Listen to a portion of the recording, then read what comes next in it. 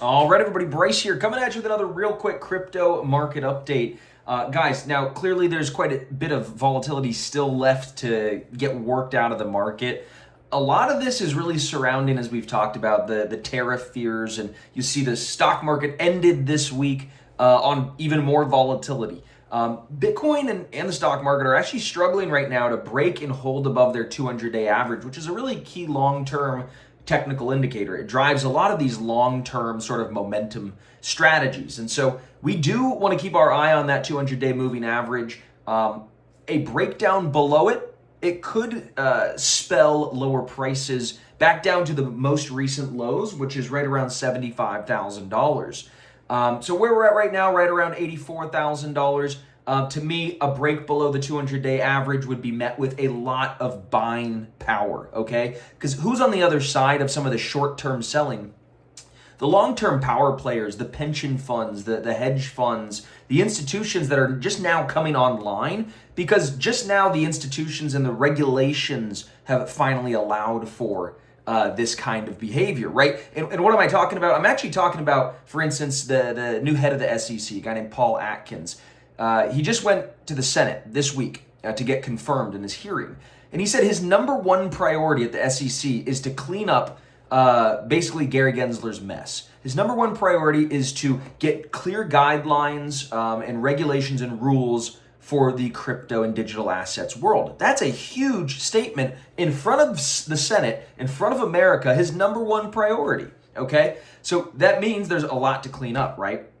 Which is a very good, it's a positive for our industry. And so I'm not going to be selling short into that kind of new policy that's going to be coming out because there's headline risk to the upside. Basically, there's going to be all this good news, all this good regulation in the future based on what they're going to be doing. So I think that's going to drive prices higher. But what we also saw just this week, the OCC, which is the Office of the Comptroller of the Currency, they are a lead bank regulator. They just also dropped some new guidance or new guidelines, or gave some guidelines to banks on how they can interact with cryptocurrencies. And the FDIC just today came out and announced that they are rescinding a 2022 rule that they wrote, which basically, again, from a different angle, allowed or disallowed banks from owning or basically interacting with clients that had crypto-related businesses and activities and stuff like that. And so maybe you have been a victim of debanking in the past because you've been going back and forth to Coinbase or all that kind of stuff. I've seen it from our community and from different people that I've talked to. So I know it's real, Operation Choke Point 2.0, but that's all getting snuffed out. So again, these are bullish things that are happening that are pushing the long-term future of the industry forward, that you just can't get caught up on in this short-term volatility. One of the other things that I saw was that we have this overall trend of the US dollar kind of weakening.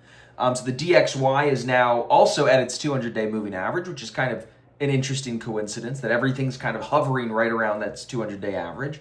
Although gold is way up, and I think gold is still an awesome bet. I don't really have much gold. That's besides the point. It's been doing very well. But when Bitcoin does particularly well is when the dollar is weakening, okay? When the USD or the DXY, which is the dollar strength index, is starting to fall, and when rates starting to fall. And what we're seeing in the rates market and is exactly that, right? And so this is something that Scott Bessent, who's the Secretary of the Treasury, this is something Trump, who's the president, have stated loud and clear that they've got about $9 trillion of debt that they need to refinance this year by the end of the year. And they'd rather refinance it at a much lower interest rate than what the Fed has right now at 4.25% or whatever.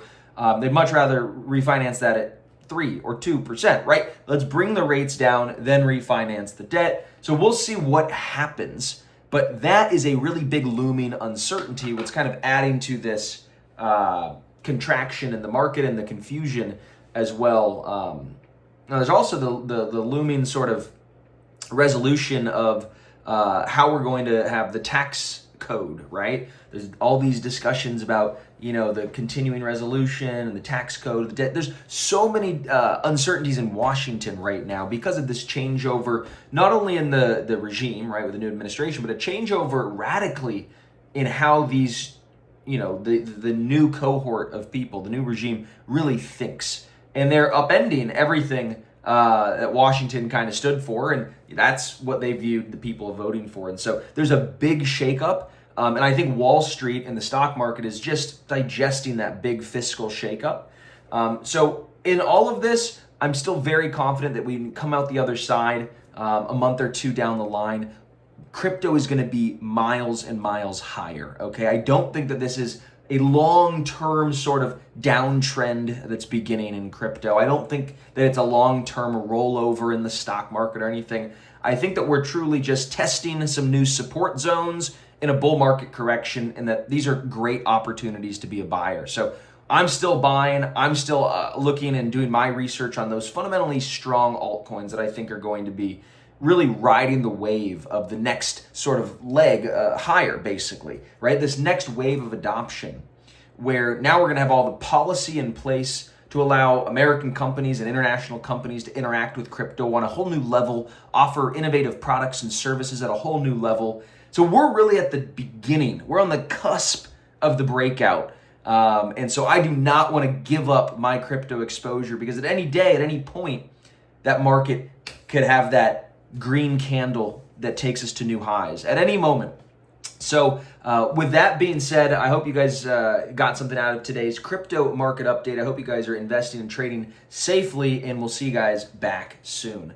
Oh, and also real quick, if you don't already have a subscription to a service where you could get actionable insights, deep analysis on crypto, fundamental analysis, technical analysis, videos, all sorts of walkthroughs, and more, with buy zones and sell zones. I mean, we've got it all here at Crypt Nation. And for $1, I want to give you a 1-week trial. Okay, so you can come check it out. $1, 1-week trial, and we'll see you inside.